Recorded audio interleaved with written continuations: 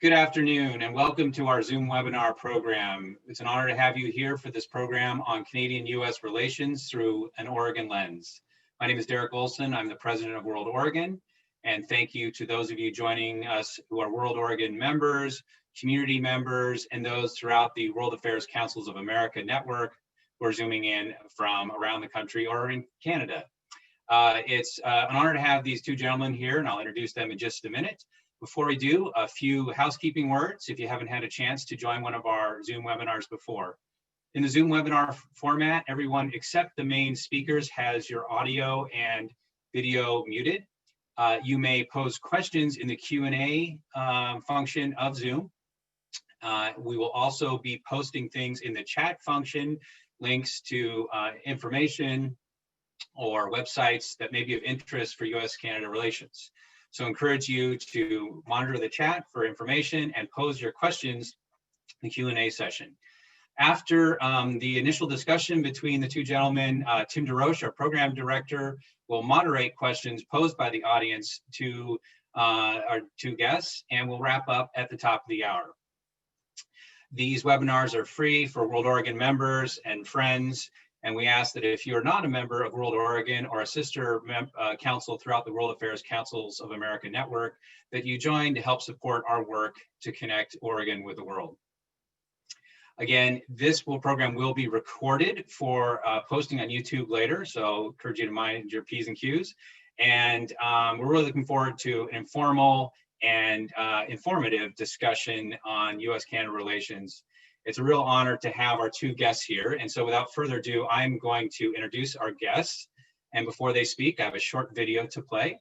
Our first guest is Brandon Lee, who was appointed Consul General in Canada in Seattle in 2017. He has accreditation for the state of Washington, Oregon, Idaho, and Alaska. He joined the Canadian Department of Foreign Affairs and International Trade in 2004 and has a background leading management and innovation, holding several executive and management positions within the department. From 2007-2011, he oversaw reform activities to strengthen Canada's international presence and became the department's first director of innovation. From 2012-2014, Mr. Lee held senior positions at the World Trade Organization and the International Committee of the Red Cross, both located in Geneva. He spearheaded major organizational and international reform initiatives. From 2015 to 2017, Mr. Lee was Consul General of Canada in San Francisco with accreditation for Northern California and Hawaii. Previously, he worked in the private sector as a pioneer in online banking in North America with large-scale telecommunications and IT management consulting firms. Our second guest, Bart Erwin, has lived in Oregon for over 40 years. He has an MBA and undergraduate degree in journalism from the University of Oregon, and it was probably down in Eugene where with the water flowing still cold from the nearby Cascade Mountains that he developed a love for outdoor pursuits and a love for reading when it rained too hard. He has worked for Hoffman Construction, a $2 billion plus company, which is headquartered in Portland, for over 30 years. He's an executive vice president, developing new business relationships and strategies, helping to manage key partnerships, including community, government, education, and corporate sectors. In 2019, he was honored with the Industry Icon Award for contributions to diversity, equity, and inclusion. His community involvement in Oregon includes board stints at our partners Literary Arts, Cycle Oregon, the Architecture Foundation of Oregon, and the Oregon Symphony. Multiple Oregon governors have appointed him to both the Oregon Land Conservation Development Commission and the Oregon Arts Commission. And President Bush appointed him to the U.S. National Forest Foundation, where he served for 12 years. So that's a little bit about our distinguished panelists. And before they start their discussion, we have a short video of tribute to Bart on his exciting selection that we wanted to share, thanks to the Consulate. So bear with me as I share my screen.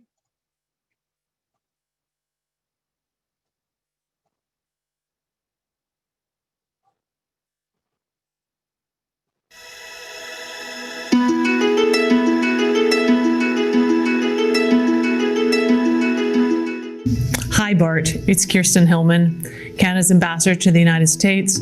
I wanted to offer you my congratulations on your recent recovery. We are thrilled to have you joining our U.S. network of honorary consuls representing Portland. We are very lucky to have you. Canada and Oregon share a very strong and fruitful relationship, and with your help, this relationship is only going to grow stronger. Once again, welcome to the team, and I look forward to meeting you in person. Thanks.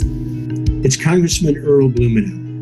I wanted to send a quick video congratulating you on the fantastic announcement, long awaited, as Honorary Canadian Consul to our great state of Oregon. And of course, to celebrate the news of your recovery. You've been fighting long and hard, and I couldn't be happier for you, your friends and family. And I'm looking forward to working with you on the relationship between Canada and Oregon, which is so important. It's another area that you can continue the great work of public service, and I look forward to being your partner in this role. Congratulations on the appointment, congratulations on the recovery, and I look forward to our being able to meet in person sometime soon. My very best wishes. Bart, congratulations on your recent appointment as an honorary consul. You've been instrumental in building relationships and partnerships with Portland, the region, and Canada. Your ability to bring people together is admirable, and your contributions do not go unnoticed. We're all grateful for everything you do. I wish you good health and continued success. Thank you. Congratulations to Bart Eberwein. On behalf of Northwest Oregon, I want to congratulate you on your new role as the Honorary Consul of Canada in Oregon. And I'm also so happy to hear that you're on the road to recovery after some challenging times, and I wish you good health in the future. Northwest Oregon has long enjoyed a strong and mutually beneficial relationship with Canada. It's essential to our communities, our state, and our economy. And I look forward to the continuing partnership between our countries. Congratulations again. Hi, Bart. Governor Kate Brown here to congratulate you on two major accomplishments. First, your new role as Honorary Consul of Canada in Oregon. And number two, beating cancer. I've appreciated your incredible work in our state, promoting diversity in the workplace, and serving on not one, but two gubernatorial appointed commissions. I'm very excited to see what you bring to the U.S.-Canada relationship. As you know, Canada is one of the United States' oldest and closest allies. The partnership between Canada and Oregon is particularly strong, based on shared values and cooperation on a range of economic, cultural, and educational issues. I can think of no one better to represent Canada in Oregon. Congratulations, Bart. Go get 'em.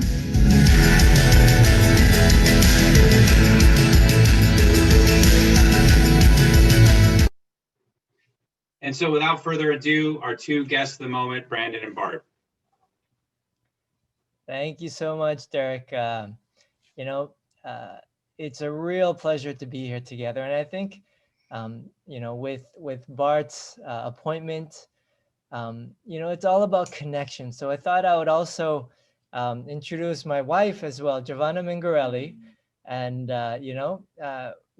since arriving in the Pacific Northwest, we've really found that, the Cascadia culture and the warmth that we've been received with is just so beautiful and amazing, and we really feel at home. And I see, Bart, you have your spouse there as well, so maybe you can give a quick introduction, and I'll take it back from there. Okay, thanks, Brandon. Hi, Giovanna. And Brandon, thank you for that cake that you had all the people jump out of. Their words are so moving, and they're my friends, and it just kind of puts air under my wings. Thank you so much. This is Joe, another connection to Oregon. Grew up on an Oregon farm, and then went off to U of O and studied architecture, practiced architecture, went into the corporate world, where she did phenomenally, and then one day opened the window, jumped out with a different parachute, and became an entrepreneur. Started a money management firm, took it to the moon. And now we're partners raising twin 16-year-old boys. Are they coming? Are they going to join us? Well, unfortunately, they are on their own Zoom calls doing remote learning right now, so they won't be able to join us today, but definitely send their regards and best wishes. Anything else? That's it. Thanks. Is that okay, Brandon? That's wonderful. Great to see you, Jill. Thank you. Nice to see you again, Bart. Nice to see you. So you know, we it's really Bryce and Rob, and you know, we pulled all our strings to welcome you to the team, Bart. It's really a great pleasure and honor to be working with you. And you know, as Governor Brown mentioned, the Canada Oregon connection is so deep and strong. But one of the lessons learned that we've realized over the past few years is we have to talk about the good things, you know. And so before we get into some of the meaty good stuff, I thought just because we have such a broad range of participants and viewers today, which is really great to see. It shows again the strength of the Canada-Oregon relationship. I thought I would just say, to those that maybe aren't as familiar of what a Consul General is. So my role as Consul General is as we're heads of missions, and wherever Canadian missions are, these are diplomatic presences. If a mission is located in a capital city, my title becomes ambassador and the mission is an embassy. A non-capital, my title is Consul General and the mission is a consulate. And then because we're Commonwealth, in a Commonwealth country, my title becomes High Commissioner and the mission becomes the High Commission. So in fact, the easiest way to think of me is as I'm Canada's ambassador to the region of the Pacific Northwest and of course to Oregon. And Bart, as our honorary consul now, is really, you know, someone who will advise us as to you know, who the most important networks and contacts are for us to engage with in Oregon and Portland. Also, when we have opportunities, economic, trade, political opportunities, we'll work closely with Bart in engaging those. And then finally, when we have visits, which we hope to as soon as possible, when we come down, we'll work closely with Bart as well to build our agendas and the people we meet with in territory. So it's really, you know, an honor, and this whole process of onboarding, it's been certainly a little bit longer than expected, but you know, you're worth waiting for, Bart, and you know, we're confident that we made the right choice every moment we speak with you. So it's really great to have you as our eyes and ears and heart on the ground.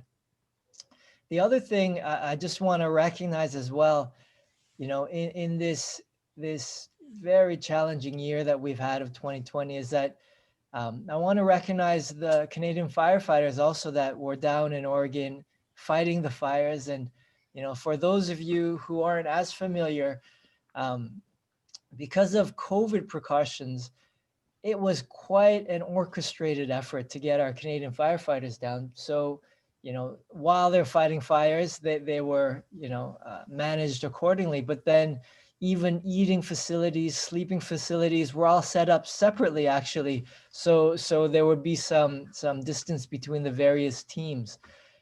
So, you know, this collaboration we have between Oregon and Canada goes to all sorts of very intricate and refined levels, you know. And when I look at our relationship overall, we share so many values, so many common values, as I mentioned at the very outset. In particular, our societies are tolerant, welcoming societies where newcomers, diverse lifestyles, backgrounds, are not just embraced, but they're celebrated. You know, diversity really is a strength. And this diversity translates into innovation and open economies as we prepare for the digital economy. And really very much Canada and Oregon both benefit from this openness which is certainly reflected in our vibrant trade and economic relationship. So I thought maybe I'll give a couple of words on how deep our economic relationship is. And so every year, pre-COVID times, Oregon exports an average of $4 billion worth of goods and services to Canada. That means we buy $4 billion a year from Oregon. And that translates into thousands of jobs across the state that depend directly on trade and investment with Canada. And also we have hundreds of Canadian companies that operate in Oregon. So directly creating jobs and contributing to regional economic prosperity as well. And Oregon, like the Pacific Northwest, is a state in the US that is one of the most export-intensive state economies in the entire country. And Canada, we are the second largest customer or trading partner to Oregon. And the one thing here that I want to also highlight is that although we're second largest behind China, I would actually say our trade relationship with Oregon is broad-based, and so not dependent on a very narrowly defined sector or relationship. Because it's broad-based, this shows a lot of diversity. So things like transportation equipment, manufactured goods, agriculture, forestry products, pharmaceuticals, it is the entire range of things that Canada purchases from Oregon.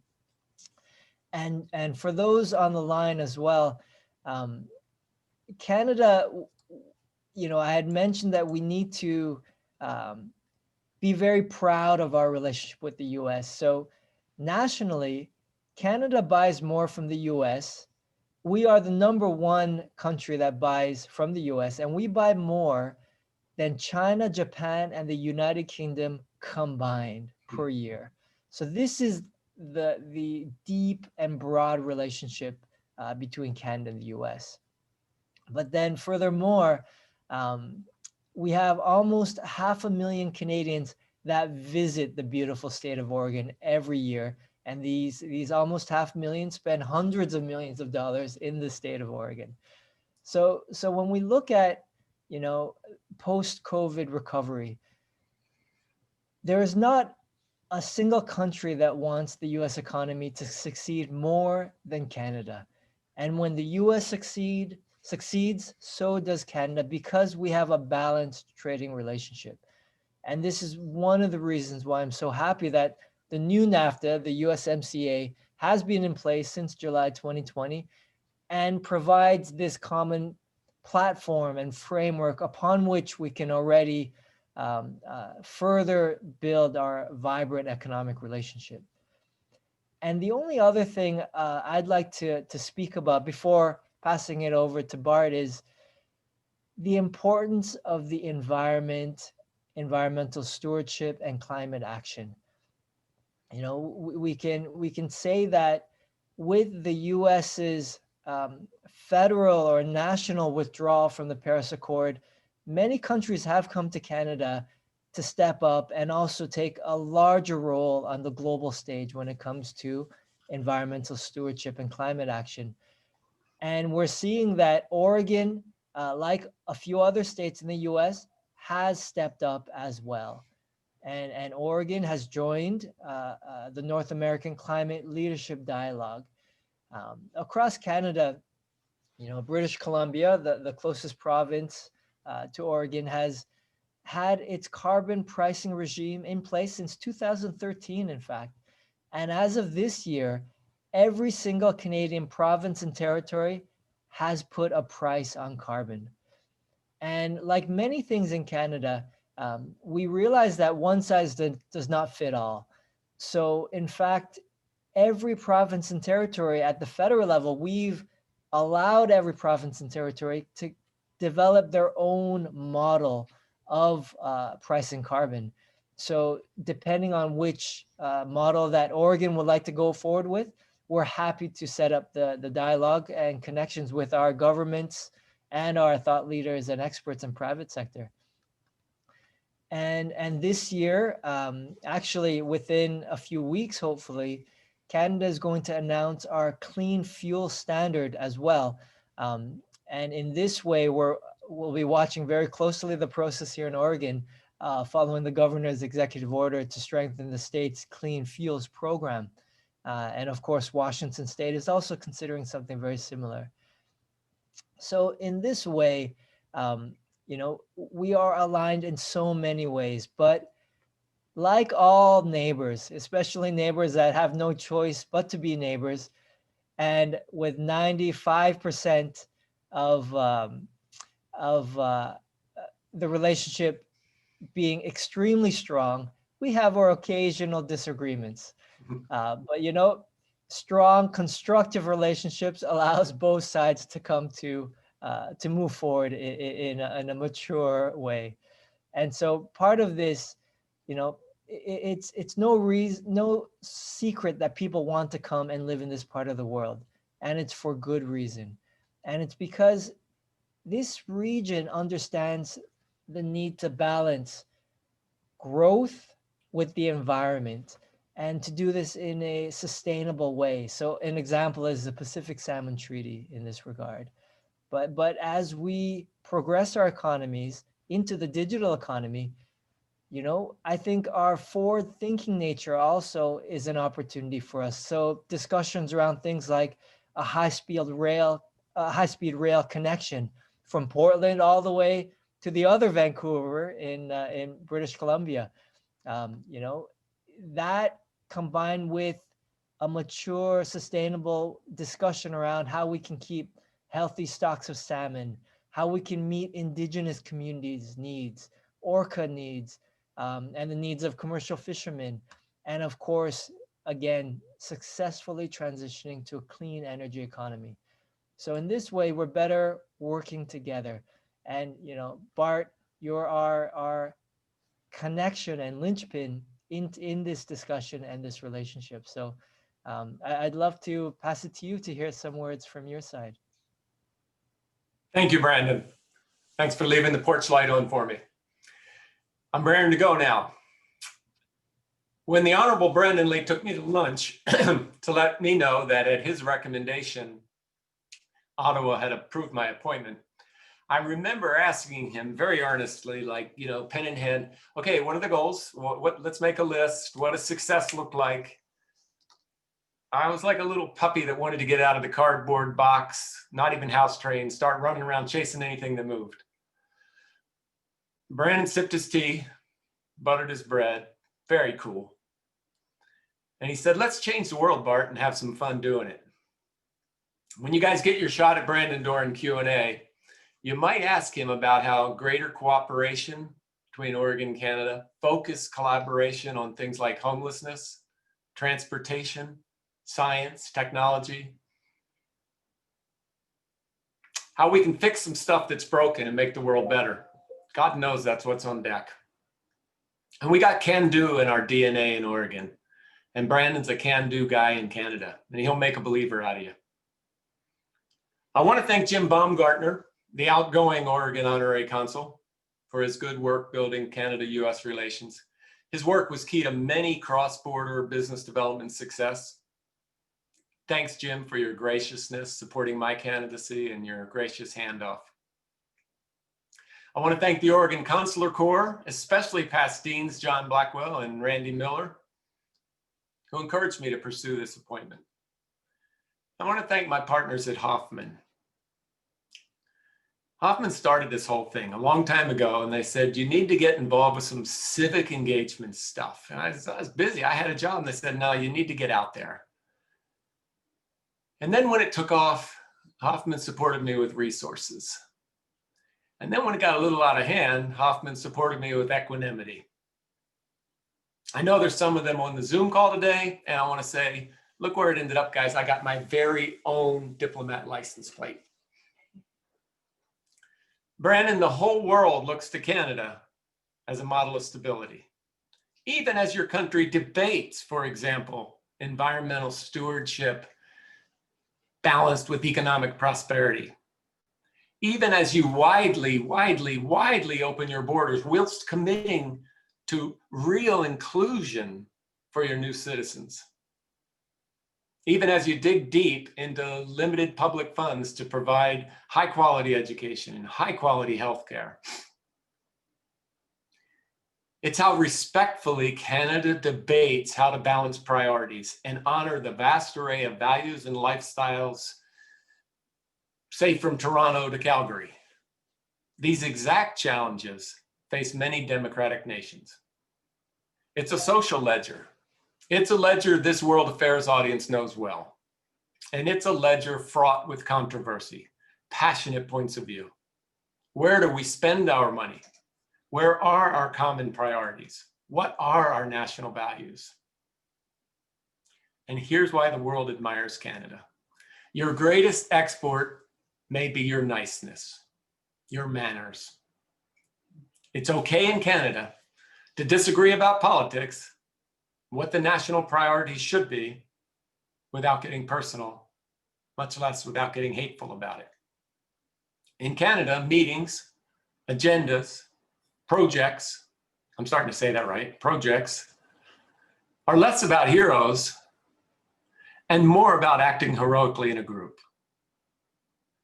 It will be an honor to join your team and represent Canada in Oregon. It'll be my privilege to host you and your Canadian delegations on the other side of this thing in style, to contextualize what's going to greet you when you cross the Columbia, to introduce you to the right Oregonians, to carry your messages when you can't be here, and to provide you with an Oregon perspective from one of its dyed-in-the-wool citizens, usually Columbia or Pendleton wool.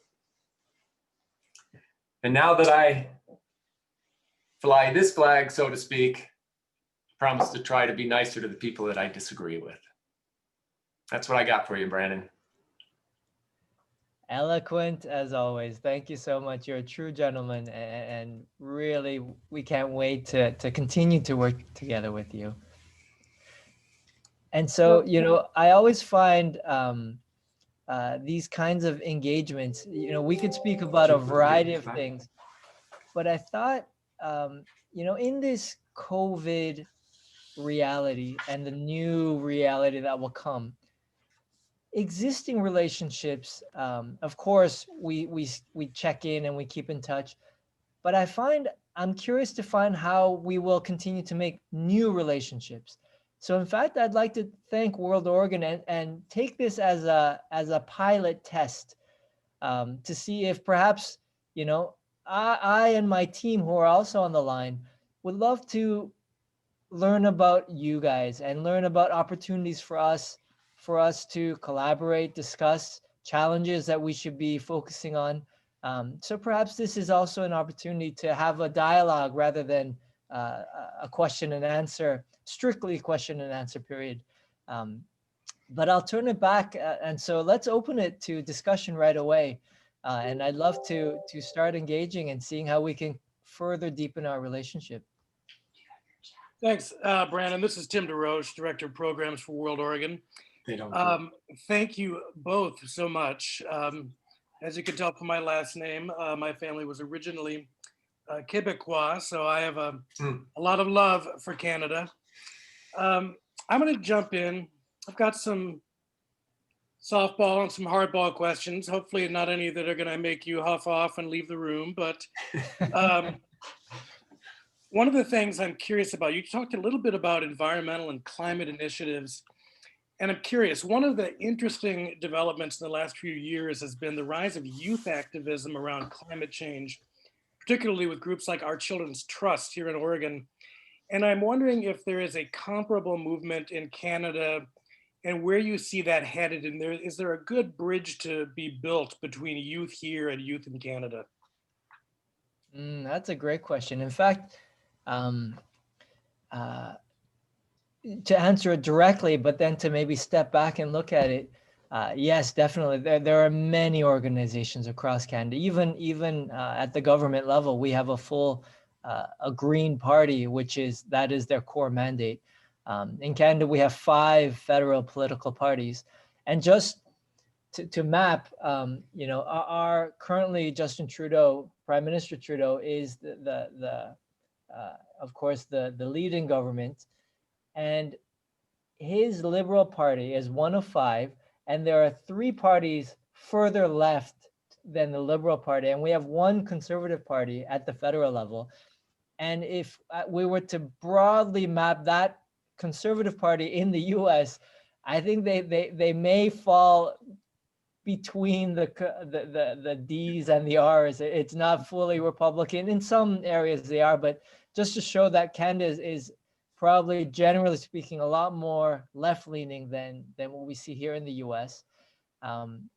And so we have federal parties, we have groups, youth organizations that are engaged. And my observation there is that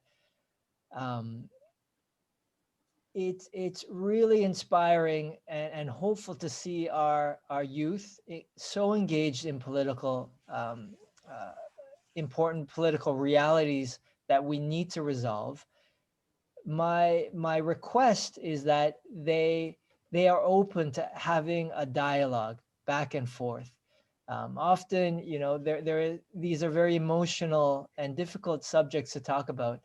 And sometimes when it's just emotion and frustration, there is not enough dialogue for us to both learn from each other, because these issues are not simple. It's not a matter of let's turn off all the pipelines. You have to look at our economies, and then you have to put a global lens on this, and we have to move quickly, but we have to transition in an intelligent way. So each of these elements have to be unpacked and explored quite deeply. So hopefully that answers your question at a high level. Sure. So you alluded to this, that Oregon as a state is deeply trade dependent. I believe it's something like 1 in 5 jobs are tied to international trade. I'm wondering if you can expand a little bit from both of your vantage points, Bart and Brandon, how you see the U.S.-Mexico-Canada agreement benefiting our shared relationship, both economically and diplomatically going forward. Sure, Bart, I'll take the first stab at it. So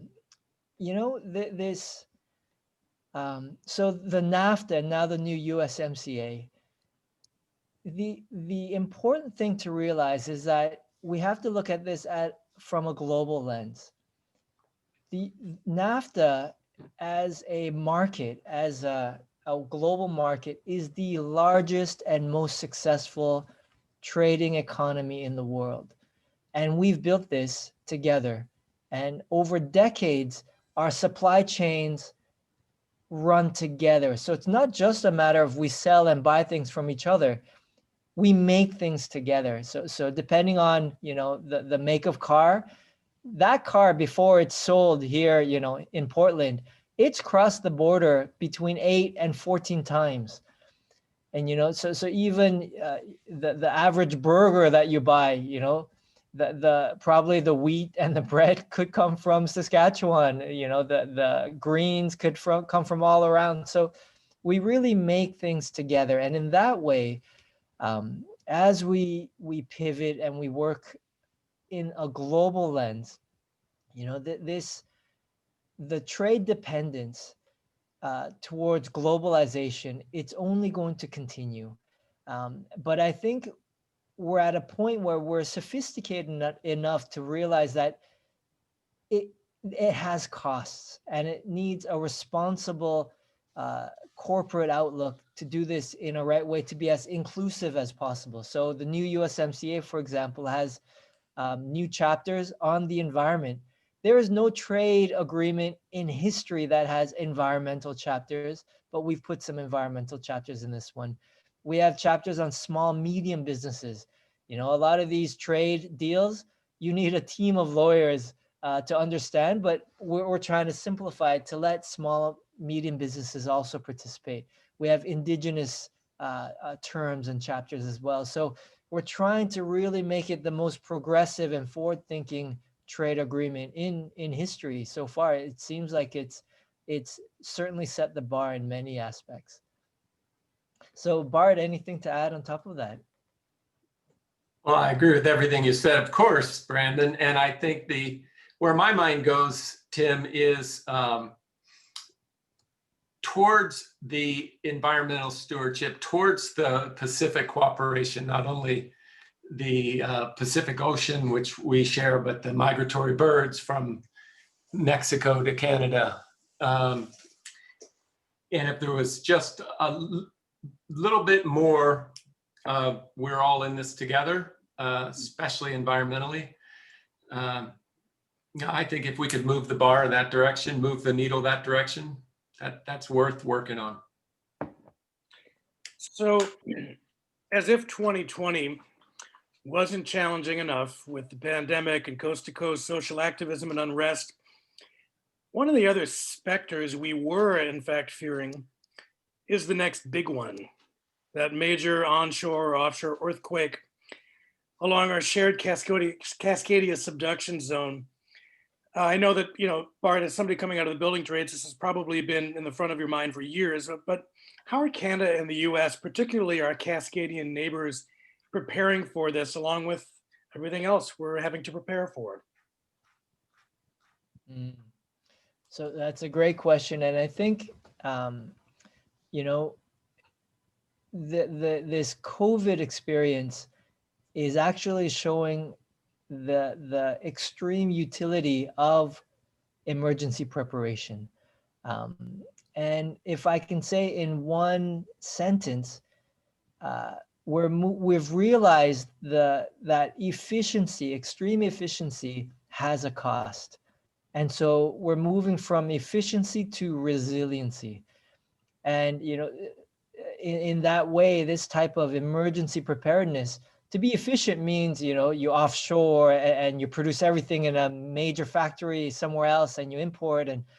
But in fact, if we're going to be resilient, we need to have some overlap and multiple points of service provision. And so I can tell you that at all levels, from the military to the provincial to the state, of course, at the federal level, we are preparing for the big one. Even my office, 2 to 3 times a year, we have Cascadia subduction exercises, tabletop exercises, and we're really getting ready for this. If I can say the challenges, to be quite honest, because I think it's important to have an honest discussion, is governments have spent so much money during COVID that any type of emergency preparedness takes a lot, anything risk mitigation requires investment. And I think governments are definitely going to be challenged to find additional funds to prepare for future activities, because this COVID is costing a lot of money. So the economic recovery component to this is extremely important. And I think even for emergency preparedness, we need to involve the private sector more, because think of the logistics and supply chains that private sector has developed. We should probably look to leveraging as much of a team approach as possible. It's a small thing, Tim, but it's a good example of cooperation. Canada's way ahead of us with tall wooden buildings. Tall wooden buildings do very, very well in earthquakes. Trees are used to swaying, to just kind of simplify it so everybody understands, but they are also perform well in fires, mass timber. So I think the U.S. construction industry has been looking really hard at Canada. There's been a lot of cooperation for how can we get codes changed? How can we crib off of their playbook and start getting some really tall wood buildings, which not only has this earthquake advantage, but it also puts a lot of the small mills back to work.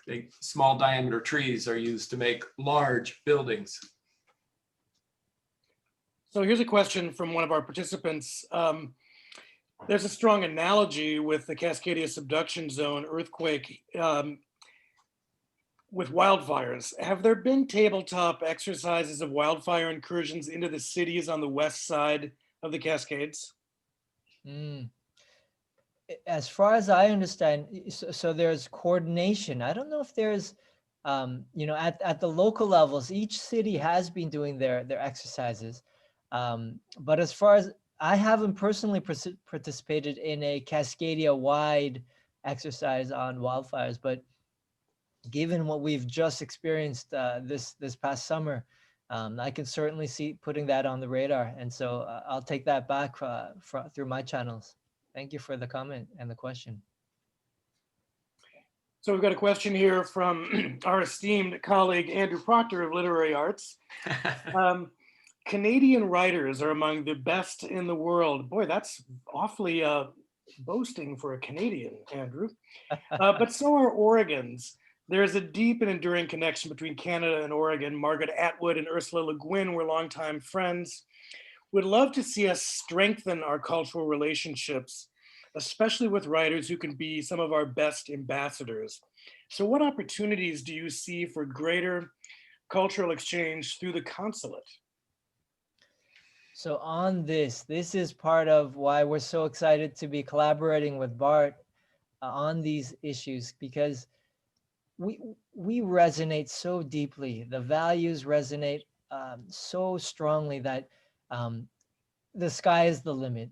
I think let's I'll take this back and discuss it with my team and see how we can take back some literary connections. Of course, we have sporting connections, which are always very popular. We have musical connections. So any ideas in this regard, we're always very open to discussing and seeing how we can manifest them to show how closely connected we are. And for me personally, I'm very interested in our Indigenous First Nations connections as well, because we have some great stories to tell in that regard. Andrew, is that one of the hardball or the softball questions? That's what I want to know. I do want Andrew to know that the entire Brandon's office, the Consul General's office in Seattle, tuned in for the Colson Whitehead lecture, and they're all reading this right now, Nickel Boy. And I think I just like to turn it around on you a little bit as a Canadian and as someone steeped in the arts and how arts can raise us all up and make us better neighbors. Let's get around the table and talk about that one some more. So, as Brandon may well know, the Cascadia Innovation Corridor Economic Development Initiative, based in Seattle and Vancouver, BC, has had a hard time getting participation from the state of Oregon and the city of Portland. Curious, both Bart and Brandon, if you see some way to help strengthen these ties and our participation. That's a great question, and my feeling is actually, perhaps as these discussions and the projects continue to move forward.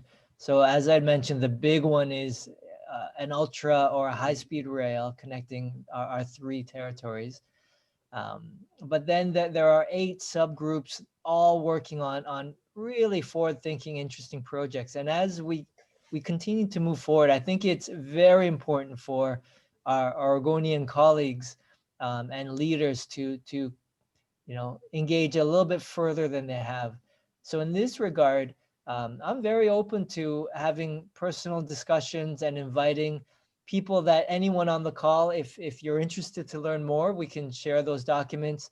If you already have people that you think should be involved, I'm happy to have calls with them to try and engage them and invite them personally. So here's a good one. This is from Karen Godden. How do you see the Huawei dispute resolving between the U.S., China, and Canada? So I think this one,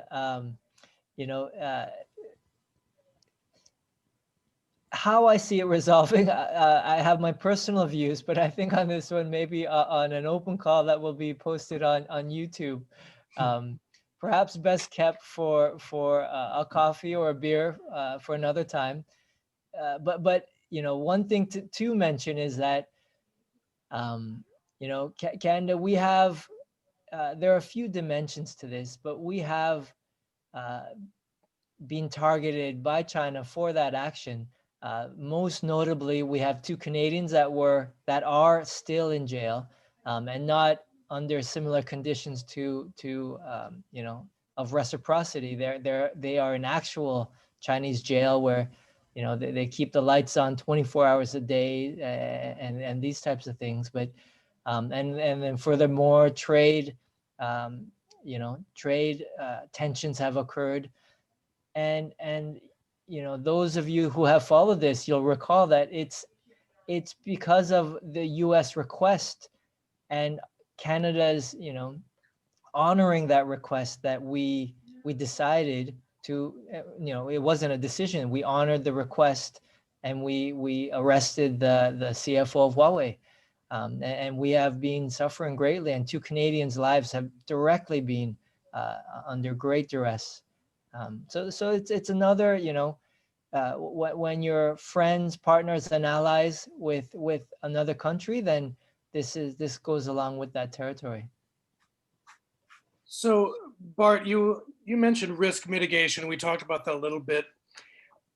Vanport flood in Portland, a major historical marker for this region for many reasons. Its effect on the African American community, for one, but the lesser known result of that disaster for many Portlanders were the negotiations that spurred the signing of the Columbia River Treaty, which brought significant flood control, but also power generation to both Canada and the US. While I realize a lot of that has been tabled and we're trying to politely sidestep any election discussion, I'm wondering if we could talk about why the CRT matters and what Oregonians should know about its future for the US, Canada, and Indigenous peoples on both sides of the border.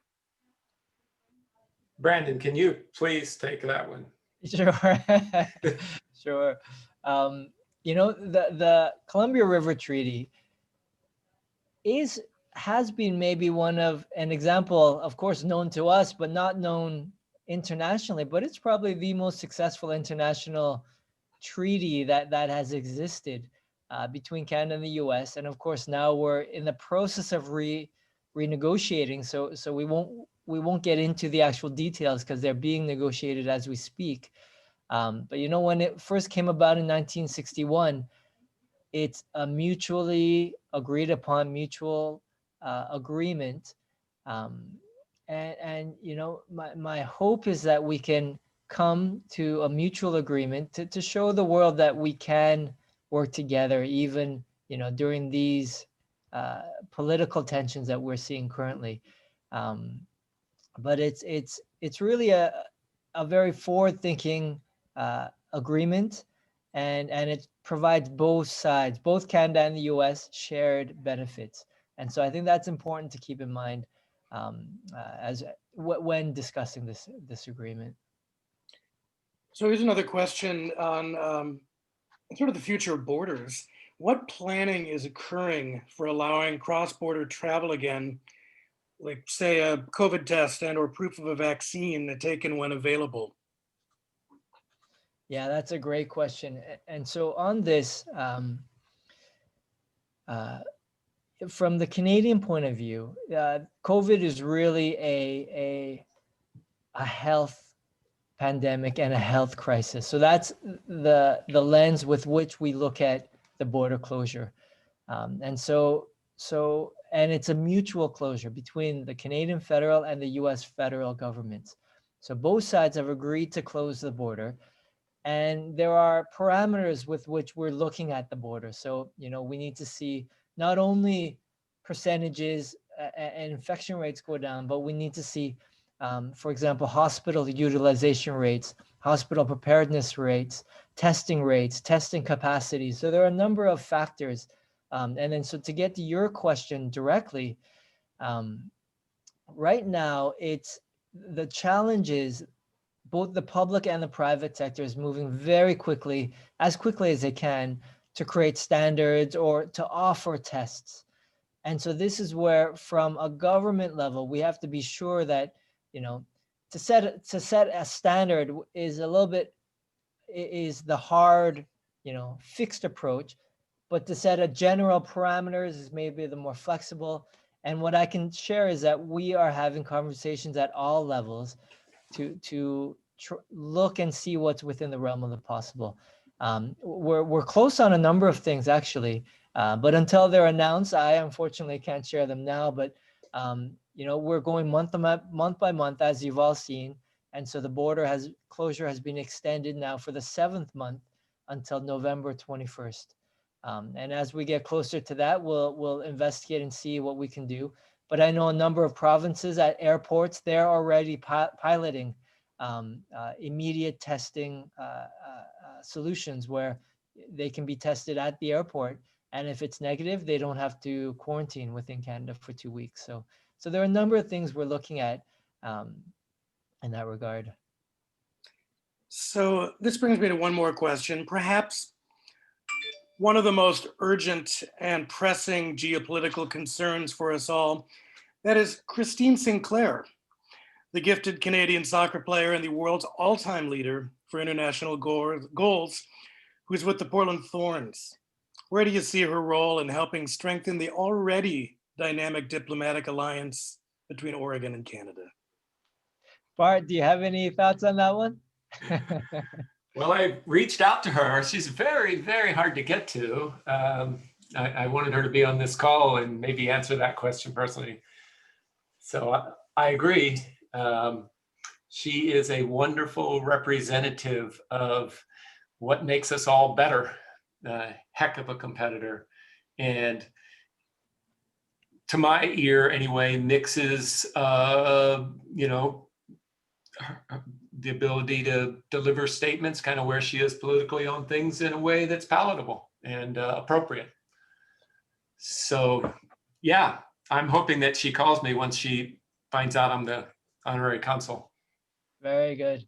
And, to further amplify what you've said, I think, for example, everyone on this call, I would position all of you as the most engaged, already knowledgeable about the importance of this relationship and the importance of global affairs. But I would say we're probably the minority still. So how do we mainstream and connect broader audiences, especially our youth and women and Indigenous communities, into having these discussions with us, together with us? So I think she's one of the channels, and this ties back to our literary leaders and other sports leaders and our musical leaders. We have to really talk about this on many levels. Great. So Derek, I'm going to bring you back in, and I'm going to say sayonara. Thank you both for your perspective and your great feedback, and for all you do to keep the relationship thriving. Thanks, Tim, for moderating the questions, and the audience, thanks for a fantastic set of queries for Bart and Brandon, and really enjoyed the conversation. And I just wanted to say a couple light and serious things. One, on a lighter note, the importance of sport for connecting our two countries. As one of our members pointed out, the Vancouver Whitecaps currently playing all their home games in Providence Park in Portland, where the Timbers play, because of COVID. And so you may see them around town, and it is quite something too to turn on the TV and see Providence Park turned into Vancouver, essentially, with advertisements for Bell Telephone and others. So I encourage you, if you haven't seen it, check that out, because it's a good example of the way we can partner and cooperate even through competition. And on a more serious note, as getting back to what the governor said in her statement, as one of our longest allies, personally as a foreign service officer in my previous life, all U.S. diplomats hold a debt of gratitude forever to Canada for helping us out through the Iranian hostage crisis. And I just, it's just notable through peacetime and wartime how close the friendship and relationship is. So just want to take that point of personal privilege to mention that. I hope that all of you who have joined us today will stay engaged with this bilateral relationship. A huge shout out to the Oregon Consular Corps for spreading the word on this event. They have a really distinguished group of honorary consuls that Bart is now joining, as well as our permanent diplomatic missions here from Japan and Canada and Micronesia. And also just wanted to thank Brandon and his whole team and the Canadian government for being such great partners with World Oregon. Just a quick note, if you're not a member of World Oregon, I encourage you to join, sign up for our newsletter. We have some great other events coming up to highlight our international connections, including a cooking class this Friday, an event on moral leadership with the Oregon Jewish Museum coming up on Thursday, and some culturally relevant teaching workshops coming up with teachers throughout the course of this year. Let me just turn it back over to Bart and Brandon to say a last word as we close out. And again, thank you everyone for joining us today to celebrate and to get an updated sense of this critical relationship. I'd like Brandon to go last, so I'll jump in. Well, as I was getting ready for this, I was thinking sports and I was thinking northern climes, and then the image popped into my head of curling, which is really misnamed because you don't want that stone to curl, you want it to go straight. And the sweeper, this is how a sweeper is described. The sweeper warms the ice and reduces friction to get the rock closer to the goal, right? Warms the ice and reduces friction. So that's what I've grabbed onto as my role as honorary consul. He does the smart stuff and I warm the ice and reduce friction. I love that analogy. And I think I must be the stone in that case, in that analogy, the hard-headed heavyweight that is difficult to move. But Bart, thank you so much. And Canada is so fortunate to have you, and of course Jim Baumgartner, who we were in such great hands with, and so hopefully we can continue to further build upon Jim's great work with you, Bart, and we can't wait to collaborate more. And with everyone on the call, hopefully we can all find ways in which to further strengthen Canada-Oregon relations. Thanks so much, Derek, and World Oregon as well. Thank you, World Oregon. Thanks again, everyone, for joining us. Have a good day, and we will see you on our next program. Thank you. Bye-bye. Bye-bye.